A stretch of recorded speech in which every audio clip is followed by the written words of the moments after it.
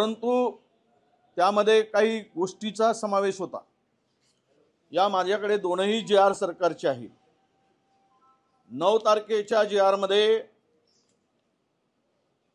ज्या सवलती होत्या, जमीन महसुलात सूट, सहकारी कर्जाचे पुनर्गठन, शेतीच्या निगडीत कर्जाच्या वसुली स्थगिती, तिमाही वीज बिलात माफी आणि परीक्षा शुल्कात माफी 10वी आणि 12वीच्या विद्यार्थ्यांसाठी। परंतु सरकारने 10 तारखेला कदाचित हा JR घाईघाईमध्ये काढला गेला असेल। यातून आत्ताची सरकारची आर्थिक परिस्थितीमुळे मुख्यमंत्र्यांना हे झेपणार नाही अशा प्रकारची परिस्थिती निर्माण झाली असेल। त्यामुळे या JR नुसार ही मदत देणे शक्य नाही असं वाटल्यामुळे 10 ऑक्टोबरला दुसऱ्या दिवशी पुन्हा एक JR काढला। त्यामध्ये या सवलतीचा कुठेही उल्लेख नाही। म्हणजेच लोकांच्या पुढे एक वेगळं मांडायचं आणि शेतकऱ्याची फसवणूक करायची आणि दुसरीकडे मात्र वस्तुस्थिती वेगळी असायची। या संदर्भात अद्यापही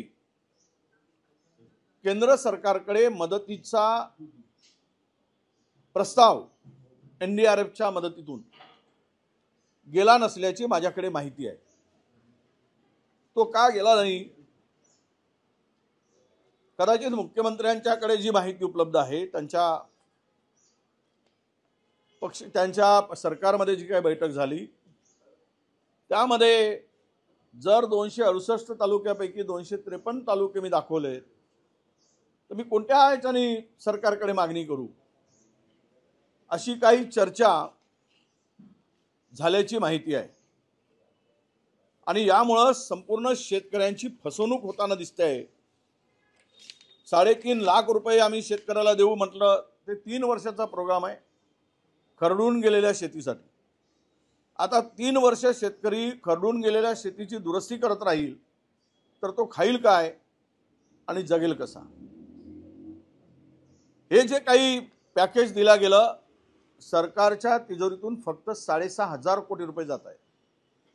त्यापेक्षा एकही रुपया सरकारच्या तिजोरीवर भार पडत नाही। आणि दिवाळीच्या पूर्वी देऊ सांगणारे त्याच्या मदतीचा कुठेही आता मदत मिळण्याची कारवाई सुरू झालेली दिसत नाही किंवा खात्यामध्ये शेतकऱ्यांच्या पैसे वळती होत असल्याचं दिसत नाही।